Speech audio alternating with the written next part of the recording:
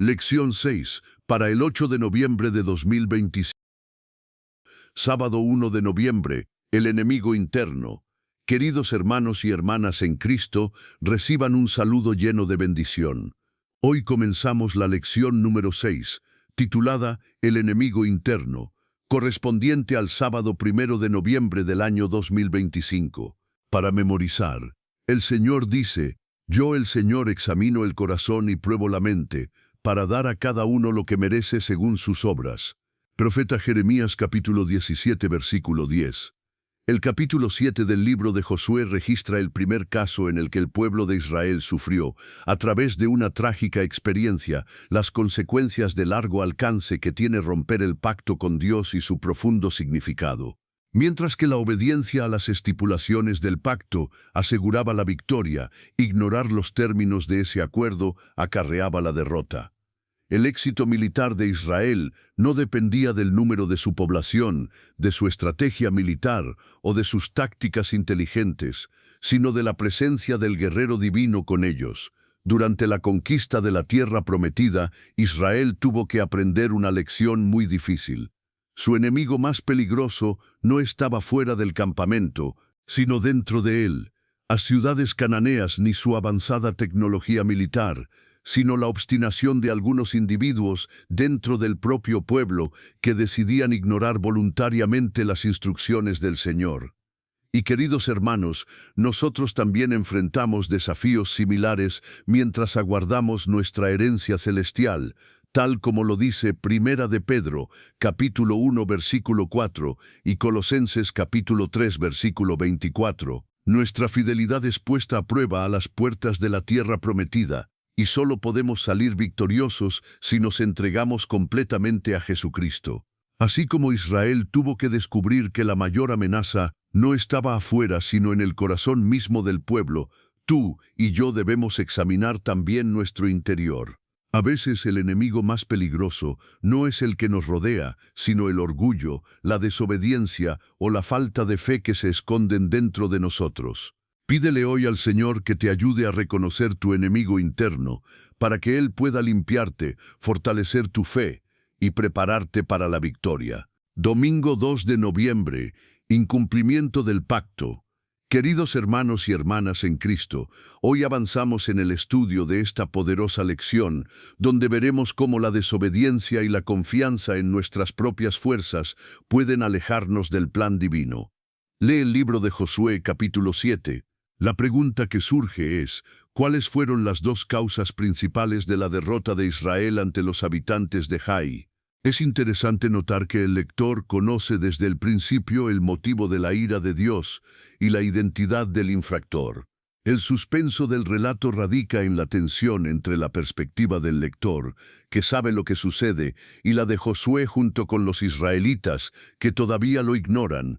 Como muchos otros capítulos del Antiguo Testamento, el capítulo 7 del libro de Josué presenta una estructura paralela o quiástica. El segmento central de este pasaje responde a la pregunta: ¿por qué los israelitas no pudieron conquistar Jai en su primer intento? La derrota de Israel ante los habitantes de esa ciudad tuvo dos causas principales. Primero, el pecado de Acán, y segundo, el exceso de confianza de los israelitas en sus propias fuerzas. Esto último ocurrió porque no consultaron la voluntad del Señor antes de atacar la ciudad y además subestimaron al enemigo. En el libro de Josué capítulo 7 versículos 1 y del versículo 11 al versículo 13, vemos que aunque Acán fue el responsable directo de desobedecer la orden divina, toda la nación sufrió las consecuencias. Dios describe el pecado de Acán, mostrando su gravedad paso a paso, usando en el texto hebreo una palabra que intensifica cada acción. Primero se menciona el verbo pecar, y luego se añaden expresiones que muestran la profundidad de su transgresión: traspasar, tomar lo consagrado, robar, engañar y esconder. Cada término muestra un nivel más profundo de desobediencia y engaño. El pacto entre Dios e Israel era tanto individual como colectivo. Por eso, cuando uno fallaba, todo el pueblo cargaba con las consecuencias. Así lo dijo el Señor: Israel ha pecado, han quebrantado mi pacto que les mandé. Esto nos recuerda que la fe no es un asunto individualista, sino que nuestras acciones afectan también a los demás. La desobediencia de un solo miembro puede traer sufrimiento a toda la comunidad. Piensa un momento, ¿cuántas veces las decisiones de una persona afectan a su familia, a su iglesia o incluso a toda una nación?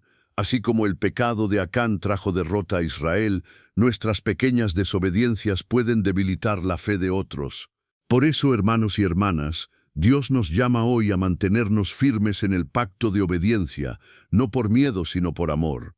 Porque cuando permanecemos unidos y fieles al Señor, ningún enemigo externo podrá vencer al pueblo de Dios. Lunes 3 de noviembre, el pecado de Acán. Queridos hermanos y hermanas en Cristo, hoy continuamos explorando uno de los relatos más reveladores del libro de Josué, la historia de Acán, un hombre cuyo pecado escondido trajo derrota y dolor a todo el pueblo de Dios. Lee el libro de Josué, capítulo 7, versículos 16 al 19. La pregunta que nos guía es, ¿qué nos dice todo el procedimiento allí descrito acerca de Dios y de Acán?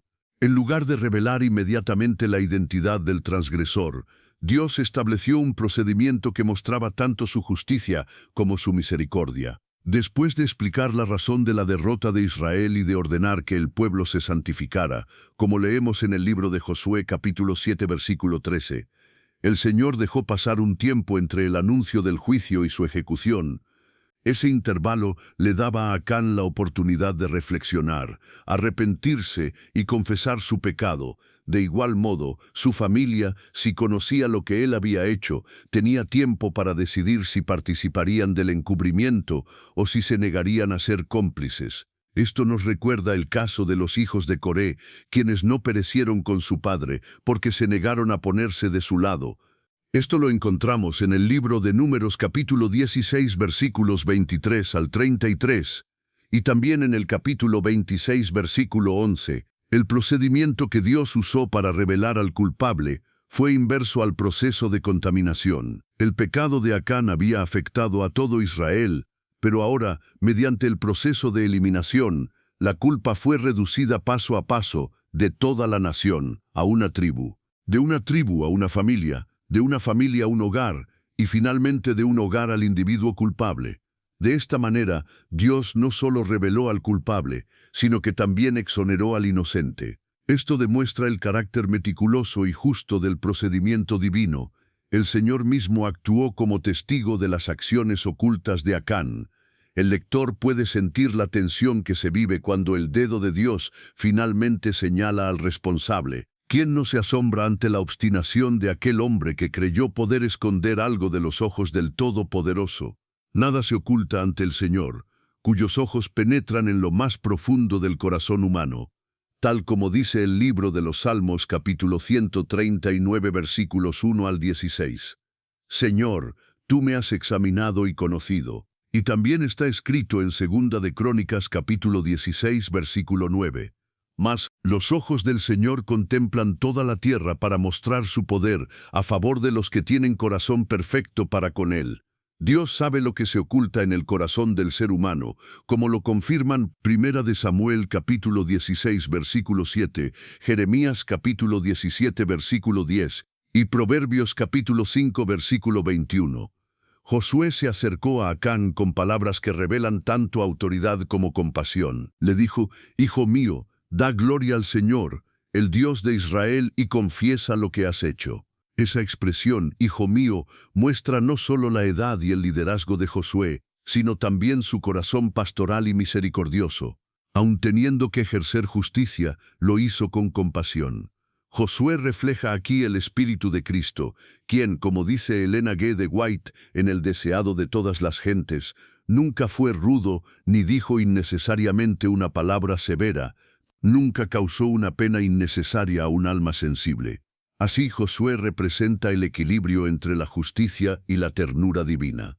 Hermanos, el pecado escondido siempre tiene consecuencias y nada permanece oculto ante Dios. Sin embargo, el Señor no busca condenar, sino redimir.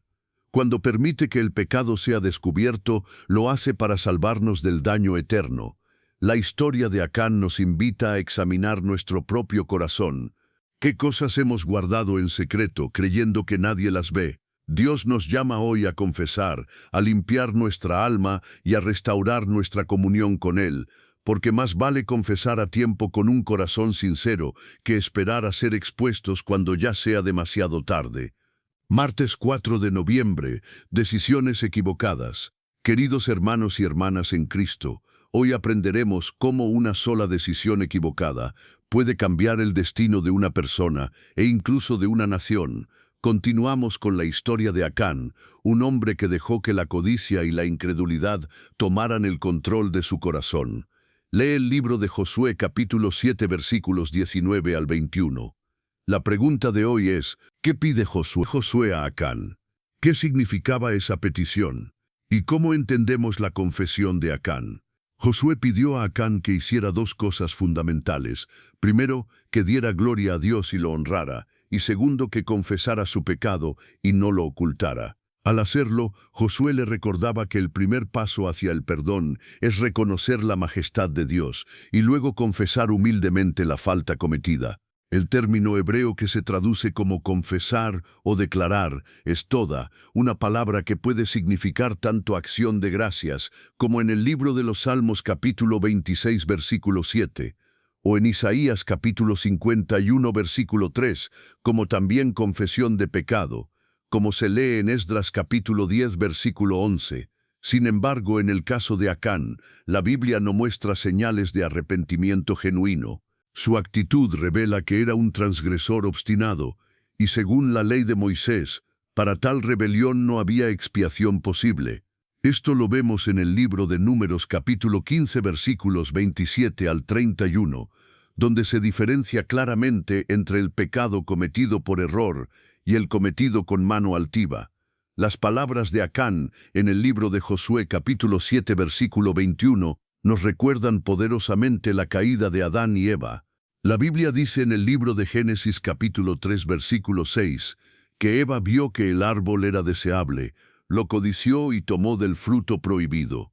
De la misma manera, Acán confesó que vio entre el botín un hermoso manto babilónico, 200 siclos de plata y un lingote de oro. Entonces los codició y los tomó. La misma secuencia de palabras, ver, codiciar y tomar, revela que la codicia es una forma de incredulidad. Es dudar de que Dios desea lo mejor para nosotros y pensar que hay algo más allá de su voluntad que puede hacernos más felices. Eso, mis hermanos, fue exactamente lo que llevó a Adán, a Eva y ahora a Acán, a la caída. En contraste, el texto nos invita a comparar la historia de Acán con la de Rahab.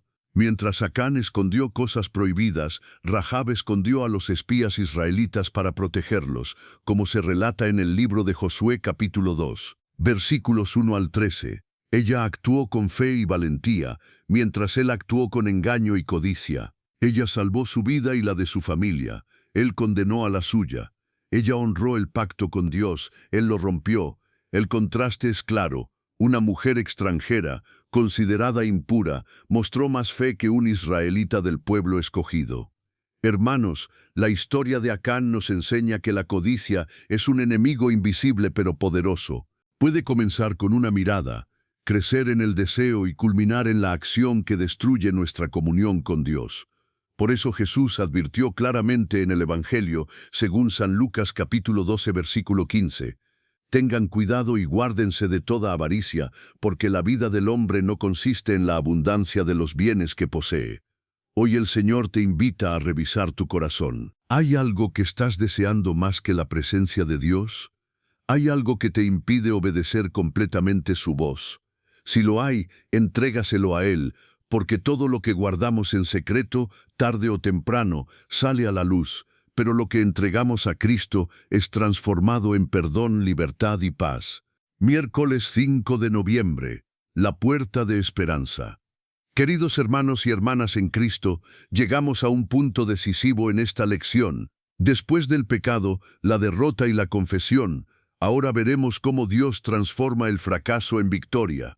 Porque el Señor nunca deja a su pueblo en la derrota.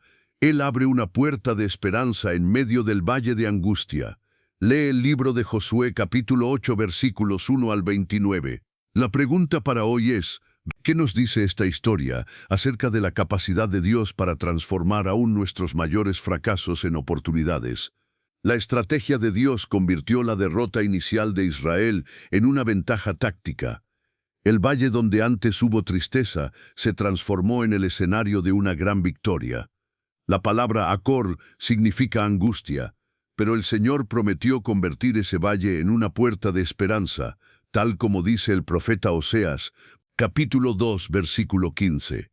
Después de la primera derrota, los habitantes de Jai, confiados en su propio poder, repitieron su estrategia, creyendo que vencerían nuevamente a Israel. Pero esta vez Dios dirigió la batalla. Los israelitas fingieron huir como antes, y cuando los enemigos salieron de la ciudad para perseguirlos, los 30,000 hombres israelitas que estaban escondidos cerca de Jai se levantaron, capturaron la ciudad y la incendiaron. Esto se narra en el libro de Josué capítulo 8 versículo 4. El versículo 7 de ese mismo capítulo deja muy claro que la victoria no fue el resultado de la estrategia humana, sino de la intervención divina. Entonces se levantarán de la emboscada y tomarán la ciudad, porque el Señor su Dios la entregará en sus manos. Dios mismo entregó la ciudad a su pueblo. Incluso en este relato donde se describen tácticas militares y acciones humanas, la Biblia enfatiza una verdad profunda: la victoria siempre es un don de Dios.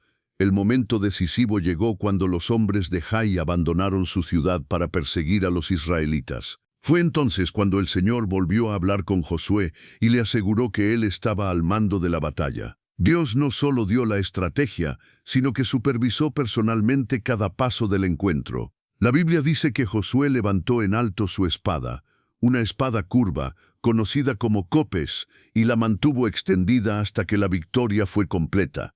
Ese gesto no fue solo una señal militar, sino un símbolo de soberanía divina. Así como Moisés había levantado su vara sobre el Mar Rojo, como se lee en el libro de Éxodo capítulo 14 versículo 16, y sobre la batalla contra los amalecitas en Éxodo capítulo 17 versículos 11 al 13, ahora Josué levantaba la espada en fe, confirmando su plena confianza en el poder de Dios. Esta vez no hubo intervención visible o milagrosa, como en Jericó o en el cruce del mar, pero eso no significó que Dios estuviera ausente. El Señor actuó a través de la obediencia de Josué y del pueblo, y esa obediencia fue la clave del éxito. Hermanos, esta historia nos enseña que el fracaso no es el final cuando Dios está presente. El mismo Dios que permite la derrota para corregirnos, puede usar esa experiencia para prepararnos para una victoria mayor. El Valle de Acor, símbolo de dolor, se transformó en un lugar de esperanza. De igual manera, tus fracasos, tus errores y tus caídas pueden ser el punto de partida de una nueva historia, si decides obedecer nuevamente la voz del Señor.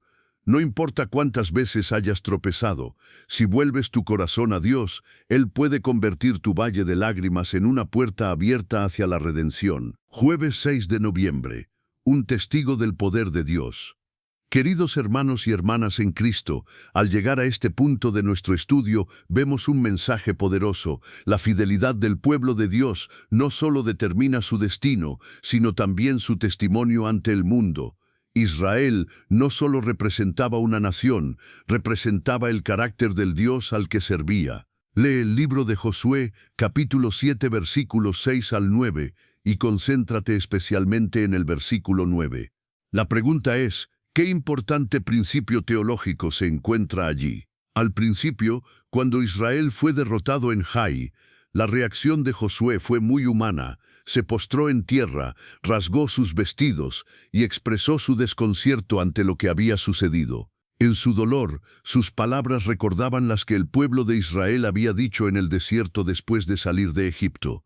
El libro de Éxodo capítulo 16 versículo 3 dice: «Ojalá hubiésemos muerto por mano del Señor en Egipto, cuando nos sentábamos ante las ollas de carne y comíamos pan en abundancia. Nos has sacado a este desierto para matar de hambre a toda esta multitud». Y de manera similar Josué clamó: «Dios, Señor, ¿por qué hiciste pasar a este pueblo el Jordán para entregarnos en manos de los amorreos y que nos destruyan? Ojalá hubiéramos quedado del otro lado del Jordán». Libro de Josué, capítulo 7, versículo 7. Pero a diferencia del pueblo incrédulo en el desierto, Josué no se quedó en la queja. Poco después mostró su verdadero corazón de líder espiritual. Más que preocuparse por su reputación o por la derrota militar, su mayor preocupación fue el honor del nombre de Dios. Josué clamó diciendo: «Los cananeos y todos los habitantes de la tierra oirán, nos rodearán y borrarán nuestro nombre de sobre la tierra. Entonces, ¿qué harás tú a tu gran nombre?». La gloria de Dios está entrelazada con la fidelidad de su pueblo. El testimonio de Israel ante las naciones dependía de su obediencia. Cuando eran fieles, las naciones veían el poder del Dios verdadero, pero cuando desobedecían, los enemigos lo consideraban débil e ineficaz. Esto ya había sido advertido antes, en el libro de Números capítulo 14 versículo 16, y en el libro de Deuteronomio capítulo 9 versículo 28, Moisés expresó una preocupación similar, que si Israel perecía, las naciones dirían que Dios los había sacado de Egipto, solo para destruirlos en el desierto. Por eso, la fidelidad del pueblo tenía un propósito misionero: mostrar al mundo quién es el Dios de Israel. Cuando Israel obedecía, las naciones eran atraídas hacia el Creador. Cuando fallaban, su nombre era deshonrado. Lee el libro de Deuteronomio, capítulo 4, versículos 5 al 9. En este pasaje, Dios explica que su pueblo debía ser una luz para las naciones. Al vivir conforme a los estatutos divinos, los pueblos dirían: «Ciertamente este gran pueblo es sabio y entendido». Así, Israel debía ser un testigo viviente del poder, la sabiduría y la justicia del Señor. Y ese mismo llamado se aplica a nosotros hoy como iglesia. Queridos hermanos, el mundo nos observa. Tu vida, tus palabras y tu conducta pueden ser un testimonio del poder de Dios o una excusa para que otros duden de Él. La obediencia no es solo un acto de fe personal, es un acto de evangelismo. Cuando vivimos conforme a la palabra, honramos el nombre del Señor y reflejamos su gloria a quienes aún no lo conocen. Que nuestra fidelidad diaria, tanto en lo pequeño como en lo grande, sea una luz que guíe a otros hacia Cristo, el verdadero testigo del amor de Dios. Viernes 7 de noviembre, para estudiar y meditar. Queridos hermanos y hermanas en Cristo, llegamos al cierre de esta poderosa lección que nos ha mostrado cómo el mayor enemigo no siempre está afuera, sino dentro del corazón humano. Hoy reflexionaremos sobre lo que la inspiración divina nos enseña acerca del pecado de Acán y de la codicia, ese enemigo silencioso que puede destruir nuestra comunión con Dios. Para estudiar, lee las páginas 468 a la página 473 del capítulo titulado La caída de Jericó, en el libro Patriarcas y Profetas de Elena G. de White. Elena G. de White escribe lo siguiente: «El pecado mortal que condujo a Acán a la ruina tuvo su origen en la codicia, que es, entre todos los pecados, el más común y el que se considera con más ligereza». Y continúa diciendo que Acán reconoció su culpa, pero lo hizo demasiado tarde para que su confesión le beneficiara. Había visto la derrota de Israel, había sentido la angustia de su pueblo y escuchado la proclamación del delito, pero guardó silencio hasta que el juicio divino lo señaló directamente. Cuando ya no pudo ocultar más su pecado, entonces lo confesó, pero no por arrepentimiento genuino, sino por desesperación. La sierva del Señor concluye diciendo que hay una gran diferencia entre confesar los hechos una vez probados y confesar los pecados que solo nosotros y Dios conocemos. Acán no se había arrepentido de corazón, no sintió contrición ni aborrecimiento del mal. Su confesión solo sirvió para demostrar que el castigo que recibiría era justo. Preguntas para meditar. Analiza las implicaciones del 10º mandamiento en el libro de Éxodo capítulo 20 versículo 17, dentro del mundo actual, dominado por la publicidad y el consumismo. ¿Cómo podemos distinguir entre un simple deseo y una verdadera necesidad? Y sobre todo, ¿por qué esa diferencia es tan importante? Lee la oración del profeta Daniel, en el libro de Daniel capítulo 9 versículos 4 al 19. ¿Por qué es significativo que Daniel usara el pronombre nosotros al confesar los pecados del pueblo, aunque él no participó directamente de ellos? Esta oración nos enseña el poder de la intercesión colectiva y la solidaridad espiritual dentro del pueblo de Dios. Y finalmente, ¿por qué era tan importante que los israelitas obedecieran todos los estatutos y decretos del Señor para ser un testimonio ante el mundo? Y si aplicamos ese mismo principio hoy, ¿cuánto más eficaz sería el testimonio de nuestra Iglesia si viviéramos en plena armonía con todas las instrucciones divinas que hemos recibido? Hermanos, la historia de Acán no fue registrada para condenar, sino para advertirnos y redimirnos. Dios quiere mostrarnos que la verdadera batalla de la fe no siempre se libra contra enemigos visibles, sino contra el egoísmo, la incredulidad y la desobediencia que anidan en el corazón. Cada día el Señor nos llama a revisar nuestras motivaciones, nuestras intenciones y nuestras decisiones, porque el mismo Dios que desenmascaró el pecado en el campamento de Israel, hoy desea purificar nuestro templo interior, donde habita su Espíritu. El pecado de Acán comenzó con una mirada, creció con el deseo y terminó en destrucción. Pero la obediencia de Josué y la fe del pueblo renovado trajeron restauración y victoria. Así también, cuando tú y yo decidimos confiar y obedecer al Señor, Él convierte nuestros valles de angustia en puertas de esperanza. Querido hermano, querida hermana, hoy el Señor te invita a mirar dentro de tu corazón y preguntarte, ¿hay algo oculto que está robando tu paz? ¿Hay alguna codicia, resentimiento o desobediencia que impide que su presencia habite plenamente en ti? No esperes a que la vida te confronte como a Acán. Hoy puedes confesar, entregar y ser libre. Permite que el Espíritu Santo examine tu interior y te transforme. Porque cuando el corazón se somete a Dios, el enemigo interno es vencido y la victoria se convierte en testimonio. Así como Israel aprendió que la fuerza no está en las estrategias, sino en la obediencia, tú también puedes experimentar hoy el poder de la gracia que restaura y renueva. Si este mensaje ha tocado tu corazón, comparte esta enseñanza, deja tu comentario y únete a nosotros cada semana para seguir descubriendo las lecciones eternas de la palabra de Dios. Que el Señor te bendiga, te guíe y te dé la victoria, desde adentro hacia afuera.